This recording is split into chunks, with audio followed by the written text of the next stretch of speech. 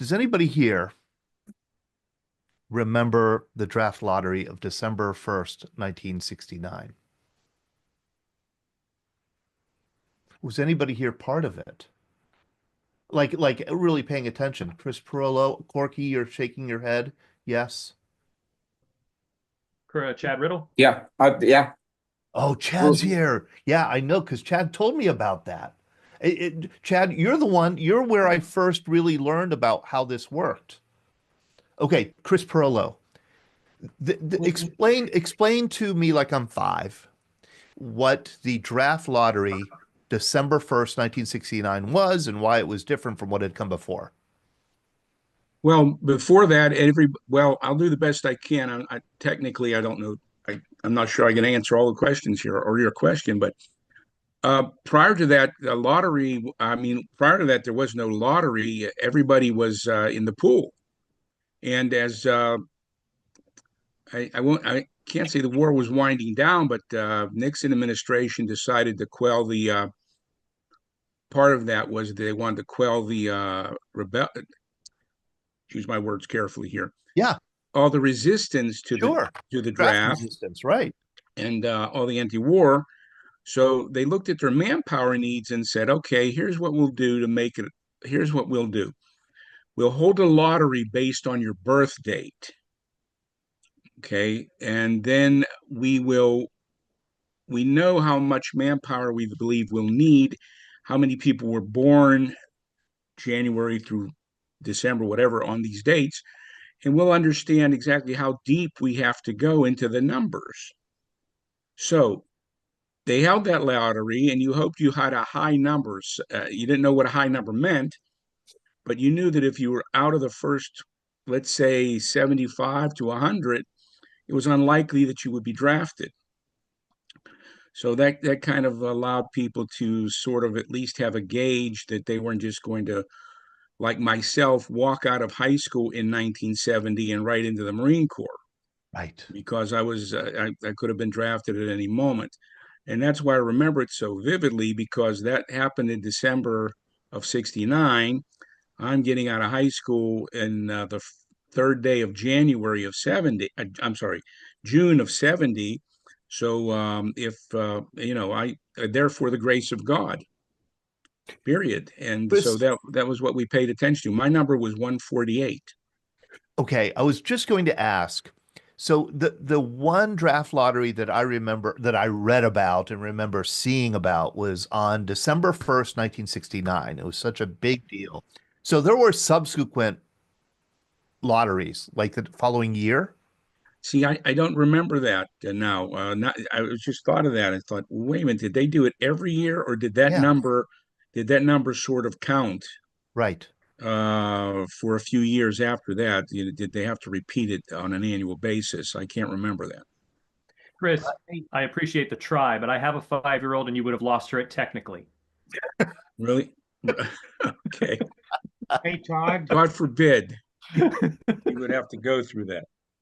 Hey, Todd. Yes. My number was 54. There you go. Oh, that's not good. No, and they had two tumblers. One had every day of the year. The other had a number, and they picked it out. And they picked it out like that. And it was an amazing evening in the dormitories at St. Vincent College when you could be walking up and down the hall and you could tell if somebody got a low number or somebody got a high number. And let's just say lower numbers won more epithets than did higher numbers. Yes. So this draft lottery, it is so fascinating for me to hear about, Chad. Um, Remember, before the draft lottery, there was a college student deferment. So people like Chad were safe from being drafted so long as they were full-time college students and in good academic standing. Until we graduated. Until you graduated. The lottery replaced that. It did away with the college student deferment, and it was just a lottery. If your birthday was picked, and I think the first date that was picked was September 14th. So everybody who had a birthday September 14th, they were being drafted right away into the military. And the next one was in April, and it went down the list. The longer you waited to hear your birthday called, the safer you were from being drafted within the next year. That's essentially how it worked. So, Chad, you watched, I'm sure you were glued to the TV or the radio that night. We had the radio on, yes, in every room. In every room, you got your number. Did it then change your plans? I mean, you had a low number, you were going to get drafted. It didn't change my plans. I was still going to graduate in May, but I knew I had to think about what I was going to do. And my wife and I, we were dating at the time. We happened to be waiting in line to play goofy golf on McKnightmare Road in North Hills.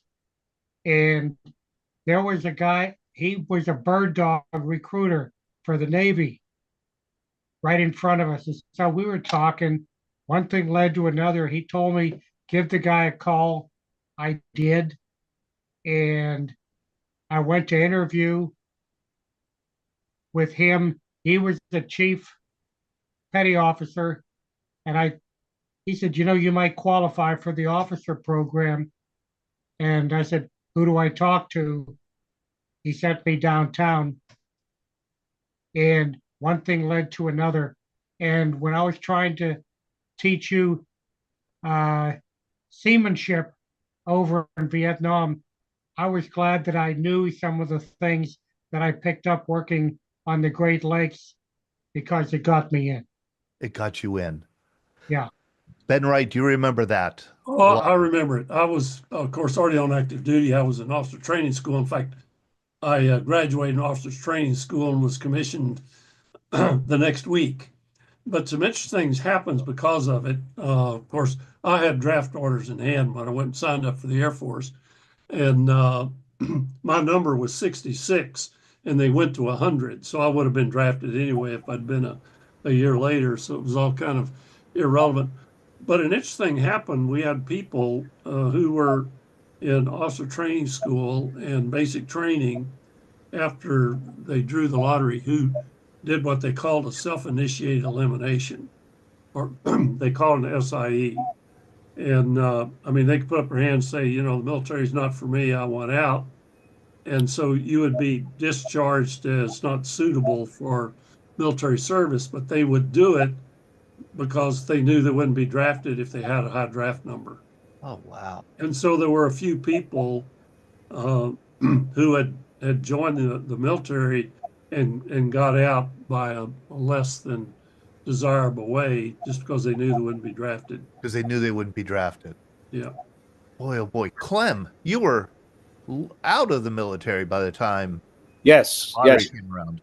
yes, Todd, I was, but I can recall reading at one time. I believe they were considering not just the number, but the alphabet. And if you had, you had the let's say your number was number 1 with the last alphabet of, let's say, the letter R, and then they would take all those with the last name of that began with R, their last name, Riddle, for example. Yeah. So, Chad, you could have been gone that way. But I don't know if they actually passed that part of it. I don't remember if they actually passed the part of the alphabet or not. But I don't remember hearing about that. They were considering it. I read it some time ago in one of the books about Vietnam. But I don't know if that part actually passed, but they were considering it. I'm going to share this. This is remarkable, and I got this on social media. A young person, like my around my daughter's age in their 20s, sent around this clip saying, "Can you believe this? That this actually happened?"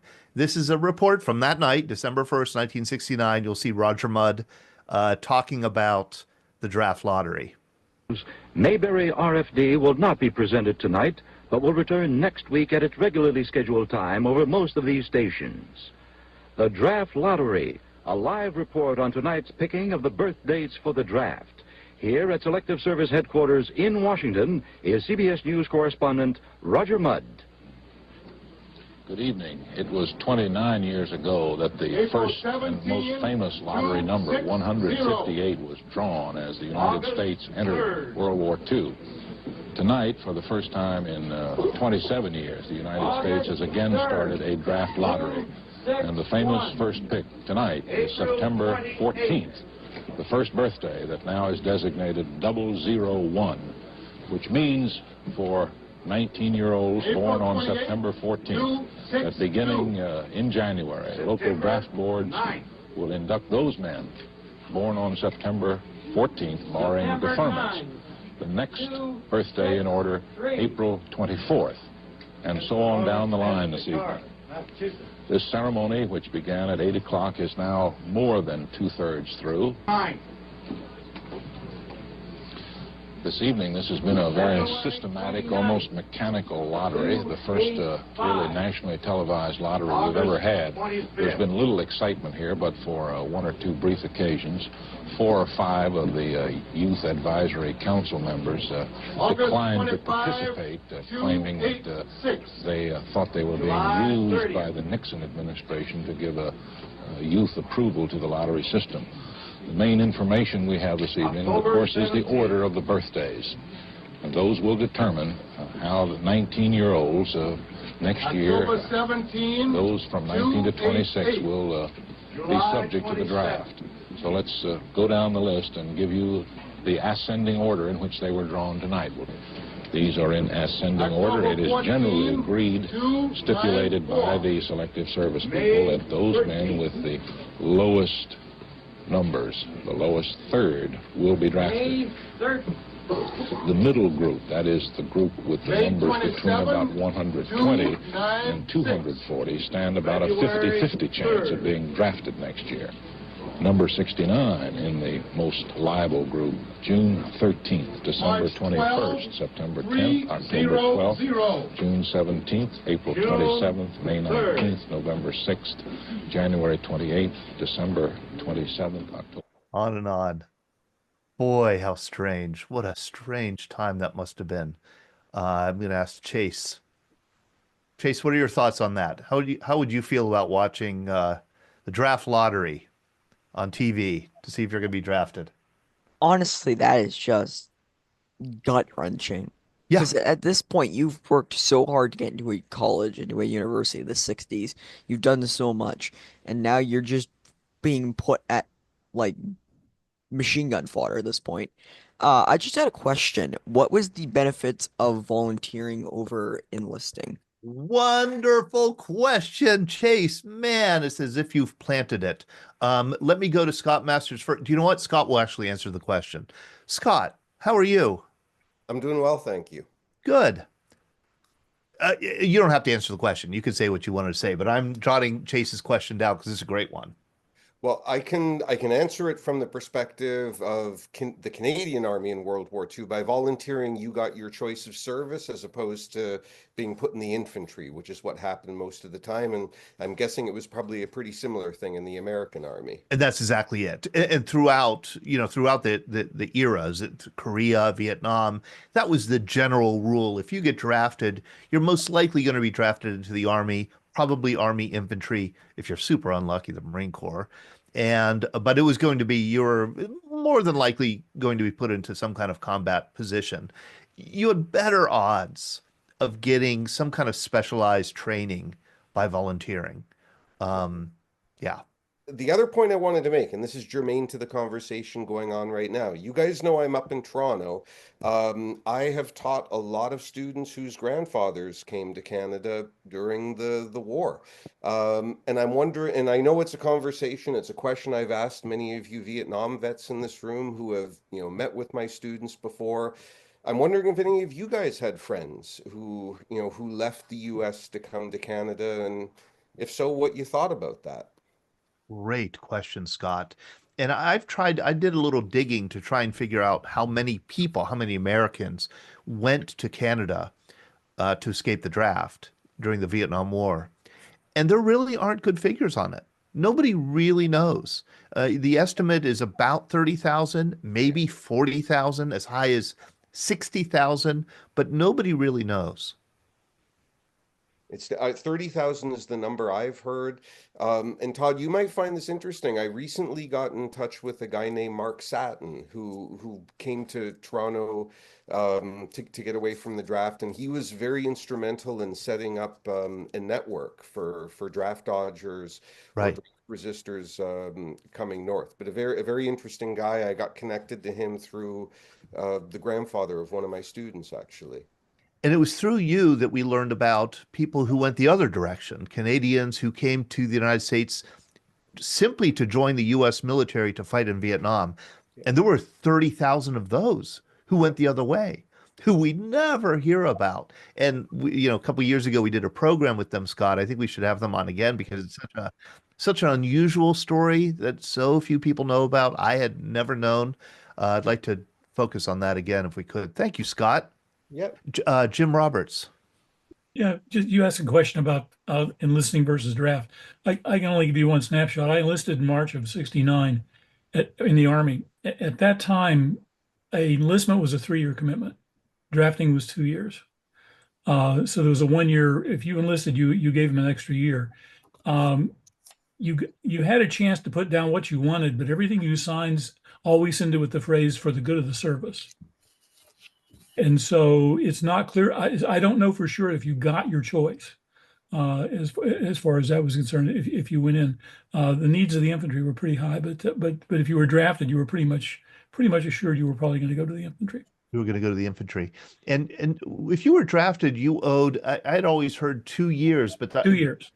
Now, what was interesting is during the drawdown, I owed them 3 years when I enlisted, but I enlisted essentially July 1, but I got commissioned out of OCS on May 15th, and I owed them 2 years. So that cut like 45 days off my obligation. And then because of the Vietnamization and drawdown, I was supposed to come home from Vietnam on April 2nd. They sent me home on December 2nd. And they weren't letting us stay in. I had no choice. My wife and I had planned our budget and everything with me getting out on April 2nd. We figured out, how we would exist while we were transitioning. And they put me out on December 2nd, which was a financial hardship, but that cut even more time off my obligation. So it was for the need of the service, the good of the service. Need of the service. Yeah. And those So needs they didn't even ask me. I mean, a year before I went there, they were offering first lieutenants captain's bars for 6-month extension in Vietnam.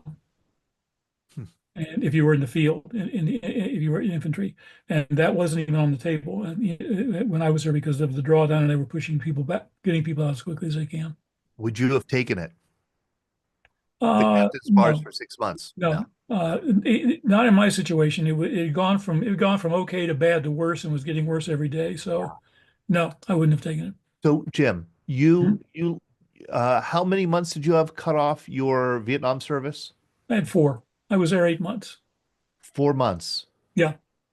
I mean, Well, the interesting thing was I left December 2nd. They overran my position on February 2nd. And so if I had been there April 2nd, this might have been a different story. You might not be here. Well, that's possible. The two American, when I left, there were 3 of us. There were 3 of us there were 3 of us at the camp. I was the last MAT team member of 2 on the district team. When I left, there were only 2, and I ran just by accident. I ran into the district NCO some 10 years later, and they managed to escape and evade and hid in the jungle for a couple of days until they were able to signal a passing helicopter and get picked up. Oh my gosh! But what was interesting is the regional forces retook the camp in November of that year. They took it back. And then it was one of the first camps to fall during the fall of Saigon. Oh boy. What a story. Mark Spirdigliozzi. Back to the lottery and just give you a couple of thoughts on that. Number one, when I was drafted in 1967, the time that you spend in training and basic training and advanced infantry training at Fort Polk and went to Vietnam, if at the end of your 12 months in Vietnam, you had less than 5 months service left, you could extend an extra month and then ETS when you derose. Wait a second there. I hope everybody understands that ETS and all of that. So that, was one way that you could get out a little bit early. Number two is I was in Phu Vinh, Tay Ninh, Vietnam, and on December 1st, 1969, and we were backed up against the Cambodian border. The lottery was going on, and just to share, I have bad luck, Todd. If I bought rabbits for breeding, they'd be brothers. I'm telling you, I can't. I mean it. I can't get any good luck. I would have been number 37. Okay. So you had, I would have, no matter what happened, I would have ended up in Vietnam. But the other story is, I was drafted out of the local board here in Pennsylvania, actually in Altoona, local board 33 drafted me, but I was living in Detroit, so I got an extra couple of weeks because they couldn't catch up with me quick enough. And we went to the Fort Wayne Induction Center, which was in downtown Detroit, and they had gathered up young 18 and 19-year-olds from all over Michigan at that point, and we were all standing there and had gone through our pre-induction physicals. We're actually standing there in our skivvies, and they had us in lines. They had us all lined up at the very first formation I was ever in the military was at the Fort Wayne Induction Center. But anyways, as they looked at this motley group of people, the sergeant that was in charge of it all said, "Are there any volunteers here who would like to, instead of going into the Army and going to combat immediately, would like to volunteer to be drafted into the Marine Corps?" You could have heard a pin drop at that point in that I place, can imagine. and there was nobody there that was going to volunteer to do it. So the way that they did it is they had us count off by rows, and I think there might have been 20 rows. My memory, heavens, I can't remember what I had for supper tonight, let alone back that far, but we were all lined up in those rows, and he said, "Now everybody that's in an odd row, where the person in front of you was 1, 3, 5, whatever it happened to be, you guys are lucky. You are going to the Marine Corps." And half of that group went to the Marine Corps that day. So that was your luck, Mark. That was the only part. Yes, I was in the even row. The only, well, I don't know. It might have been good to be a Marine. There's a couple of Marines here that are Oh, good friends of mine, and I wear a shirt that says Army because Marines need heroes too, and they literally run me. I'm gonna get tarred and feathered someday with that shirt on here. yeah. So Let's go to Chad. Chad. When I was sent downtown to the recruiting station to the officer program, I had already signed up. They had a 6-month delay program at that time. I signed up in June. I wouldn't have to go in till December, which that gave me time to go through the paperwork to get into the officer program. And as luck would have it, I got a letter. I said, "Yippee." 3 days later, I got my draft notice. And then I called the recruiter and asked him, "What do I do with this thing?" He said, "Give it to me, I'll take care of it." And that's what happened. So what did you go to OCS, or was there office? I went to OCS up in Newport, Rhode Island. Was OCS in the Navy as brutal as it is in the Army and Marine Corps? Let's say that if you watch Officer and a Gentleman, that's pretty much what it was. Okay, so it was tough. It was tough. We had to do the obstacle course. We had to do other things. Okay. We had a nasty DI like Richard Gere had in the movie. Right. But we got through. And again, they're trying to find people who can follow the rules, who can survive, and it's part teamwork as well. Yeah. That's It was interesting. fun. It was, and when they asked me later when I got out how to like it, well, it was $1 million experience. I'm glad I did it, but now it's somebody else's turn. Yeah. I see Brad shaking his head. He understands. Yeah. Yeah. Yeah. $1 million experience. I think that's a wonderful way to put it. Justin. Well, I digress a little bit. I was going to say, I was at 8 a.m. I lost my deferment because I fell in love, and I had to get to Dallas and join the Army.